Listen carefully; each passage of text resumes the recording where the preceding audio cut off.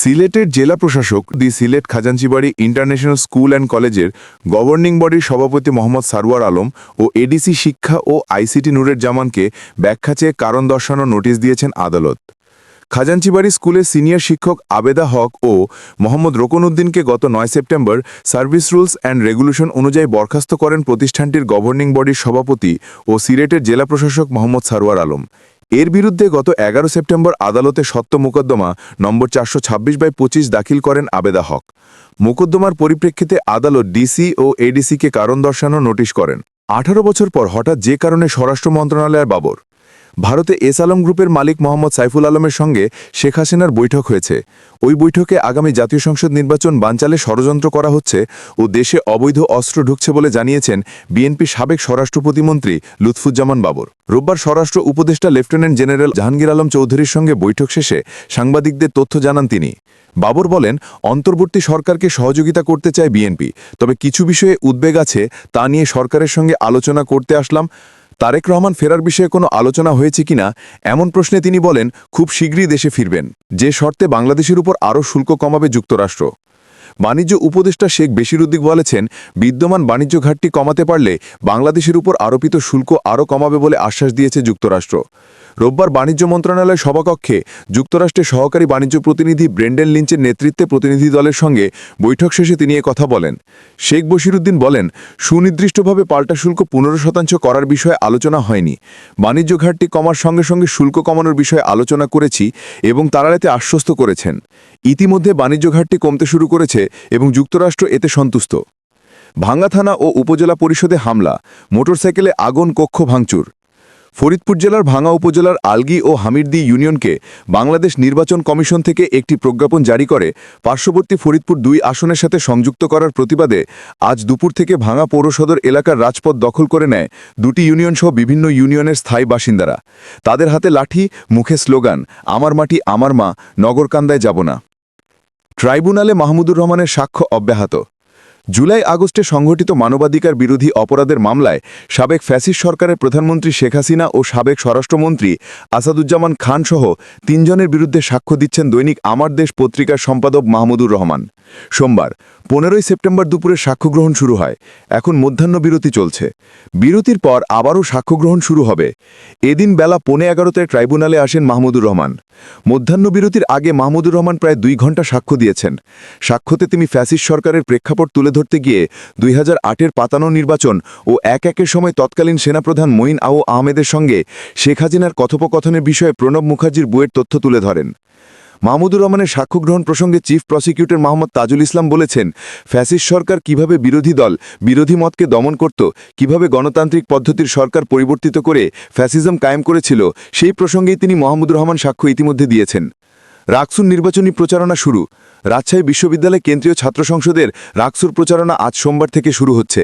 গতকাল রোববার বিকেল ৫টা চূড়ান্ত প্রার্থীদের তালিকা ঘোষণা করে নির্বাচন কমিশন। চূড়ান্ত তালিকা ঘোষণার পর থেকে প্রার্থীরা নিয়ম অনুযায়ী প্রচারণা করতে পারবেন। এই প্রচারণা চলবে আগামী ২৪ সেপ্টেম্বর সকাল ৯টা পর্যন্ত। টেস্টিং সল্ট রাখায় দোকানিকে জরিমানা করলেন ঢাবি সূর্যসেন হলের ভিপি। ঢাকা বিশ্ববিদ্যালয় ঢাবির সূর্যসেন হলের একটি দোকানে ১ কেজি টেস্টিং সল্ট পাওয়ায় দোকানদারকে ৩,০০০ টাকা জরিমানা করেছেন হলটির নবনির্বাচিত ভিপি আজিজুল হক। জানা গেছে, গত ১২ সেপ্টেম্বর বিশ্ববিদ্যালয় মাস্টারদা সূর্যসেন হলের এক দোকানিকে টেস্টিং সল্ট রাখার অভিযোগে ৩,০০০ টাকা জরিমানা করেন আজিজুল হক। এ ঘটনায় একটি চুক্তিনামাও সই করা হয়। সরকার উৎখাতে ষড়যন্ত্রে ২ দিনের রিমান্ডে মার্কিন নাগরিক। রাজধানীর মিন্টো রোডে মন্ত্রীপাড়ায় গাড়িতে করে সন্দেহজনকভাবে ঘোরাঘুরির সময় গ্রেফতার বাংলাদেশি বংশোদ্ভূত মার্কিন যুক্তরাষ্ট্রের নাগরিক এনায়েত করিম চৌধুরীর ২ দিনের রিমান্ড মঞ্জুর করেছেন আদালত। সোমবার ১৫ সেপ্টেম্বর ঢাকার মেট্রোপলিটন ম্যাজিস্ট্রেট আতিকুর রহমান রাষ্ট্র ও আসামিপক্ষের শুনানি শেষে এ আদেশ দেন। এদিন আসামিকে আদালতে উপস্থিত করে ১০ দিনের রিমান্ডে নিতে আবেদন করে ডিবি পুলিশ। আসামির আইনজীবী রিমান্ড বাতিল ও জামিন চেয়ে আবেদন করেন।